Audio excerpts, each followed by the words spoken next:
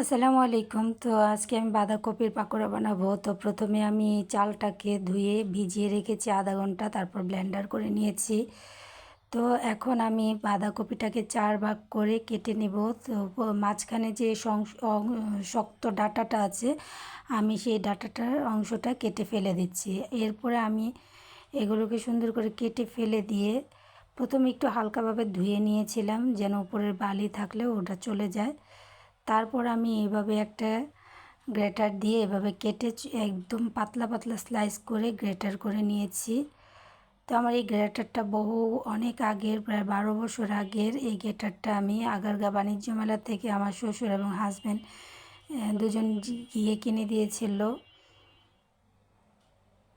তো এইভাবে আমি পুরোটা বাঁধাকপি গ্রেট করে নিচ্ছি। তো এই গ্রেটারটা দিয়ে আমি আগে পেঁয়াজ গ্রেটার করতাম, তো অত ধার নেই। তো অনেক বছর আমি এটা দিয়ে কাজ করেছি। তো এইভাবেই আমি পাতলা পাতলা করে গ্রেট করে নিয়েছি। তো এইভাবে আমি সুন্দর করে কেটে কিন্তু আবার ধুয়েও নিয়েছি। এরপরে এর ভিতরে যেন পানি না থাকে একটা কাপড়ের ভিতরে রেখে দিয়েছিলাম, কাপড়ের উপর। তো এবার আমি কি করব, বাঁধাকপিটার সাথে লবণ আমি 1 চামচ দিয়েছি। লবণ দিয়ে এভাবে চটকিয়ে নেব। চটকিয়ে নেওয়ার পরে হবে বাঁধাকপির ভিতরে যে পানি আছে, বাঁধাকপিতে প্রচুর পরিমাণ পানি থাকে, তো এই পানিটা কিন্তু বের হয়ে চলে আসবে। তো আপনারা চাইলে এই পানিটা না ফেলে দিয়ে কর্ন স্যুপ তৈরি করতে পারেন। আমি ইনশাল্লাহ, যেহেতু এখন শীতকালীন সবজি দিয়ে আমি অনেক রেসিপি তৈরি করব, তো অবশ্যই আমার চ্যানেলের সাথে যারা থাকবেন তারা দেখতে পাবেন। তো এই তো শীত মানে আলহামদুলিল্লাহ আমার কাছে অনেক ভালো একটা সময়, অনেক সবজি পাওয়া যায়, আর এই সবজি দিয়ে আমি অনেক কিছুই বানাবো ইনশাল্লাহ। তো এই তো দেখতে পাচ্ছেন আমি কিন্তু অনেকগুলো পানি বের করে নিয়েছি বাঁধাকপি থেকে।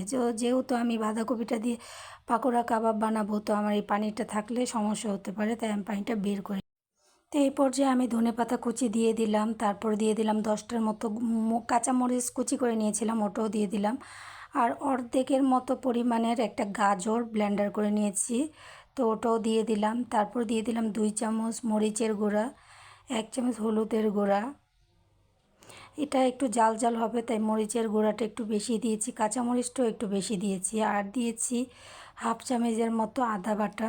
তো এই পর্যায়ে আমি এই পর্যায়ে দিয়ে দিচ্ছি 1/2 চামচেরও কম মৌরি।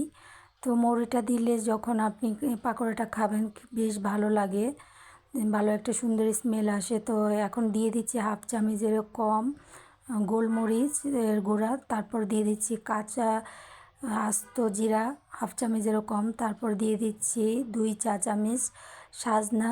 রোদে শুকিয়ে আমি এটা গুঁড়া করে নিয়েছিলাম, ব্লেন্ডার করে নিয়েছিলাম, তো আমি ওই গুঁড়াটাই দিয়ে দিলাম। তো আপনারা চাইলে নাও দিতে পারেন। আমি দিয়ে দিলাম ধনিয়ার গুঁড়া 1 চা চামচ।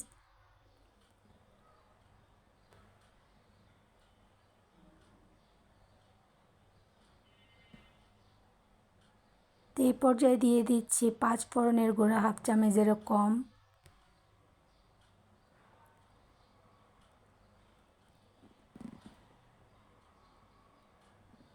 এরপর দিয়ে দিচ্ছি 2টা পেঁয়াজ কুচি।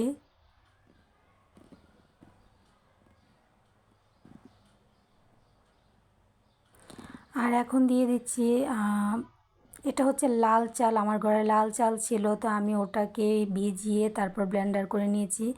আপনারা চাইলে যে কোনো চালের গুঁড়া দিয়ে করতে পারেন, বা ঘরে থাকা যে কোনো চাল এভাবে একটু ভিজিয়ে শিলপাটায় বেটেও নিতে পারেন, বা এভাবে ব্লেন্ডার করেও নিতে পারেন। চালের গুঁড়াটা দিলে কিন্তু বেশ ভালো লাগে।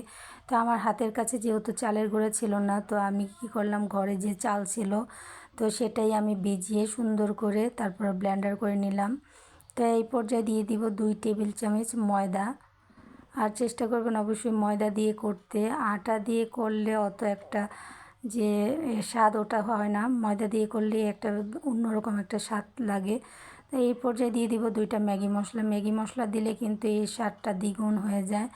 তো আমি 2টা ম্যাগি মশলা দিয়ে নিয়েছি। তো এই পর্যায়ে আমি অল্প একটু তেল দিয়ে তারপরে আমি সরিষার তেল দিয়ে তারপর আমি এইভাবে পাকোড়ার শেপে করে নিচ্ছি।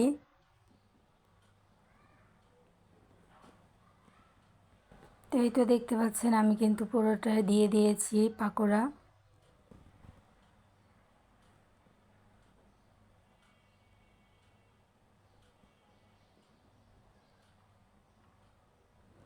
আর এই পর্যায়ে আমার এক পাশটা ভাজা হয়ে গেছে, আমি পাশটা উল্টিয়ে দিচ্ছি। তো এইভাবে আমি এপাশ ওপাশ করে উল্টিয়ে দিচ্ছি।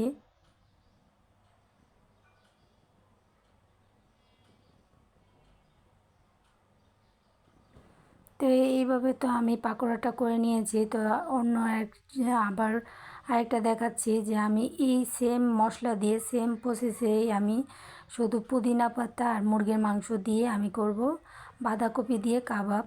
তো বাঁধাকপির কাবাবটা দিয়ে আমি আবার একটা রেসিপি যখন তৈরি করব তখন অবশ্যই আমি দেখাবো। তো অল্প একটু করেছি, যার জন্য শুধু ভাজাটা দেখাবো, কিন্তু ওটা দিয়ে যখন একটা রেসিপি তৈরি করব তখন অবশ্যই আপনাদের সাথে শেয়ার করব।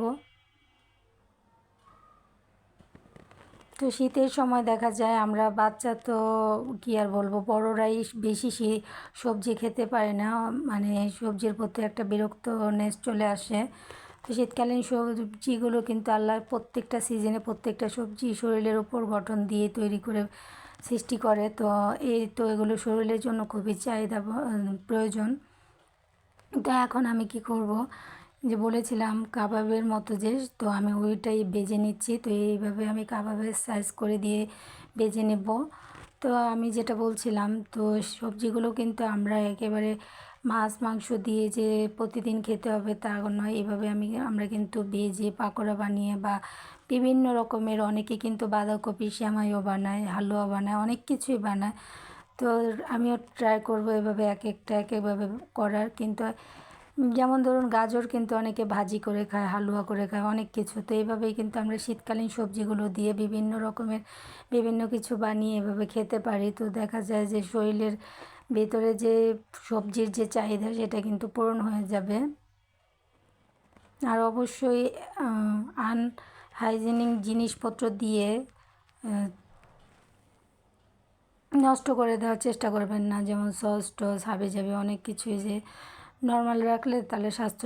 তো এইভাবে কিন্তু সবজির গুণগতটা অতটা না থাকলেও মোটামুটি থাকবে, মোটামুটি স্বাস্থ্যকর থাকবে, মোটামুটি একটা ভালো একটা খাবারের উপযোগী থাকবে। তো আমরা যখন সয়া সস বা বিভিন্ন রকমের মশলাপাতি একদম যেগুলো শরীরের পক্ষে ক্ষতিকর ওগুলো দিয়ে যখন করব তখন কিন্তু সবজির গুণগুলো নষ্ট হয়ে রিয়াকশনের দিকটা চলে আসবে। তো চেষ্টা করবেন ঘরে বানানোর, ঘরের ভিতরে ঘরের তৈরি উপকরণগুলো দিয়ে, ঘরের তৈরি উপকরণগুলো দিয়েও কিন্তু অনেক মজার কিছু বানানো যায়। একদম বাইরের ভ্যারাইটিস রকমের জিনিসপত্র দিয়েই যে সব কিছু হয়ে যায় এমন কিন্তু কথা না। তো যাই হোক, অনেক কথা বলে ফেললাম। তো এভাবেই কিন্তু আমি একেবারে ভেজে নিচ্ছি না, হালকা হালকা করে আমি এপাশ ওপাশ করে ভেজে নিচ্ছি, যেন ভিতরে চিকেনটা কাঁচা না থাকে বা ভিতরের মশলাগুলো কাঁচা না থাকে। তো এইভাবেই তো আমি এভাবে কাবাবটা তৈরি করে নিলাম। তো অবশ্যই আমার ভিডিওটা যদি ভালো লাগে আপনারা একবার ট্রাই করবেন, আপনারা একবার খেয়ে দেখবেন আর আমাকে জানাবেন কেমন হয়েছে দেখতে। তো এই তো আমার রেডি হয়ে গেল। সবাই ভালো থাকবেন, আল্লাহ হাফেজ।